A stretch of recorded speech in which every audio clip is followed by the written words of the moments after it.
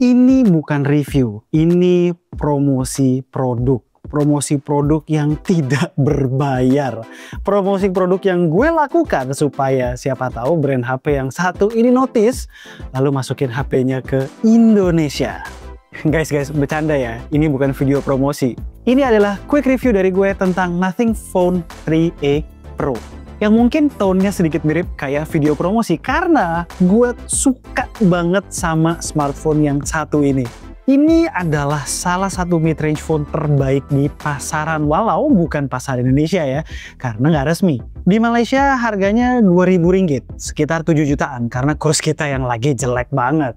HP ini checklist semua yang gue harapkan dari sebuah smartphone mid-range. Yuk kita lihat quick review-nya seperti apa.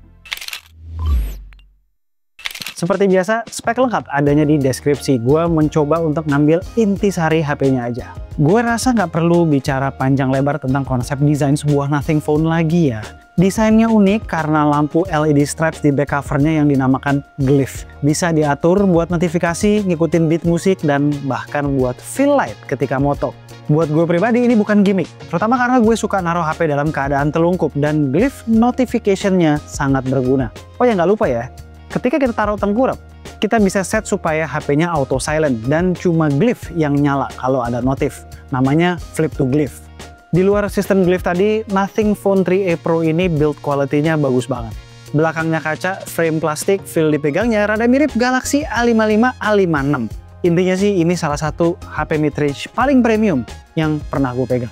Yang gue juga suka adalah walaupun dia pakai kamera island yang besar di belakang karena penggunaan periscope camera, desainnya tuh asik banget, kayak tetap nyatu dengan keseluruhan bodinya. Di sebelah kanan ada satu tombol baru yang namanya Essential Key. Ini juga unik nih, konsepnya mirip kayak Pixel Screenshot yang dulu pernah gue bahas.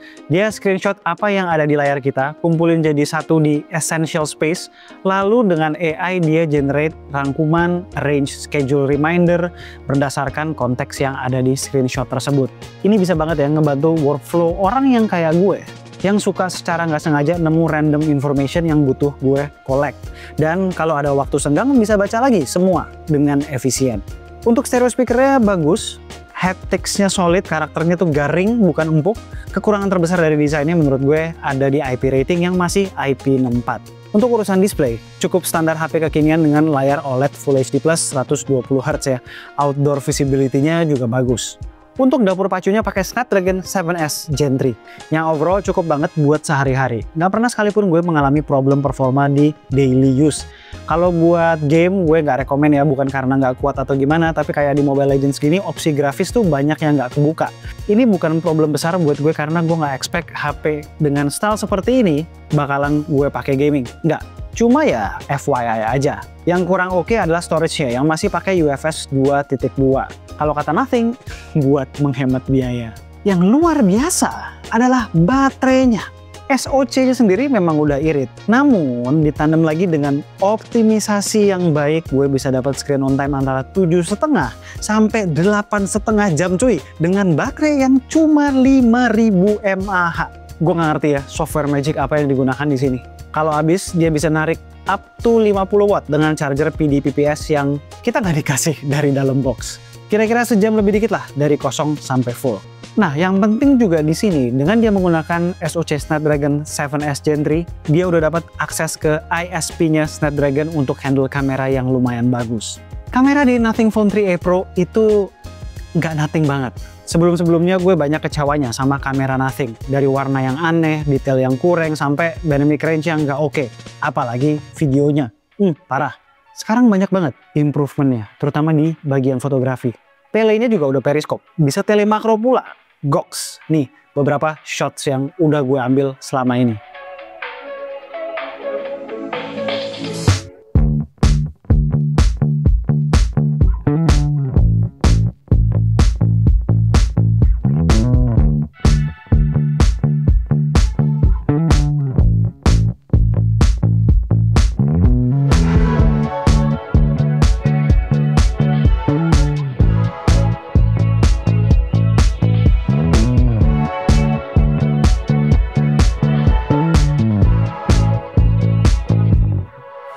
Walaupun begitu jelas ya, di beberapa kondisi lighting, dia masih struggling dan berasa HP mid-range-nya.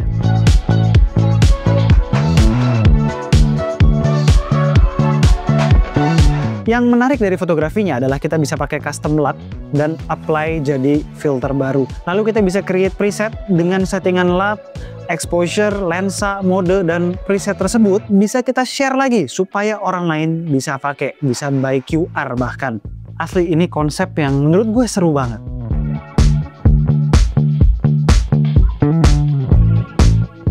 Ya guys, lagi nyobain kamera depan Nothing Phone 3a Pro.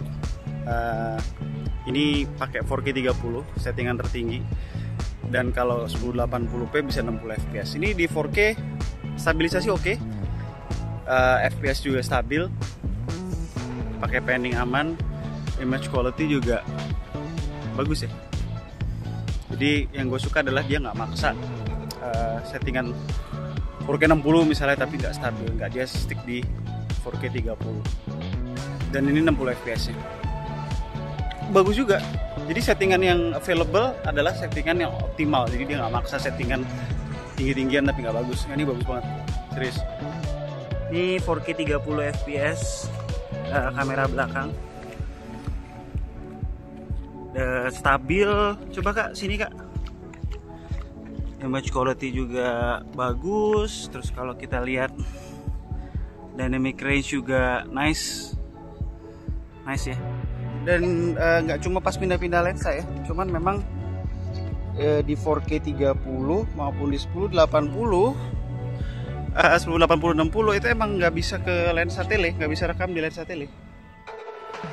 Satu yang perlu dilihat juga soal videonya, di settingan tertinggi 4K 30 itu memang nggak bisa switch ke lensa tele. Ini adalah croppingan dari lensa utama dan nggak bisa ke ultra wide.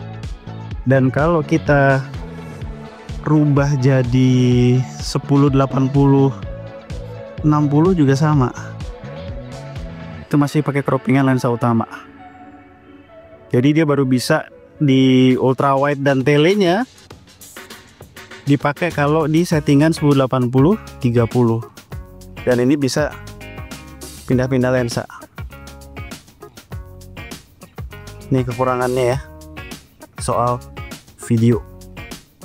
Satu yang kurang juga, coba kak lompat kak. Nih kadang-kadang ininya suka nge-freeze tuh guys. Tuh tiba-tiba nge-lag tuh. Kadang-kadang viewfindernya suka nge-freeze. Ayo kak, coba lompat kak. Ya, 3, 2, 1, go. Tuh, berasa nggak guys? Kayak patah-patah gitu. Kadang-kadang. Semua hal tadi, kecuali desain ya, menurut gue bukan alasan utama seorang melirik sebuah Nothing phone.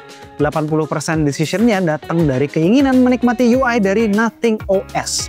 Asik banget ya, look icons, widget bawaan, dan overall UI-nya. Berasa dipikirin banget lah segalanya, mateng gitu. HP-HP yang punya OS yang ngejar look simple harusnya lihat OS ini. Bukan cuma nyeplokin stok Android doang. Oh ya, dia udah Android 15 dan dapat janji update 3 kali Android update dan 6 tahun security patch. Lumayan. Alright, Nothing Phone 3a Pro.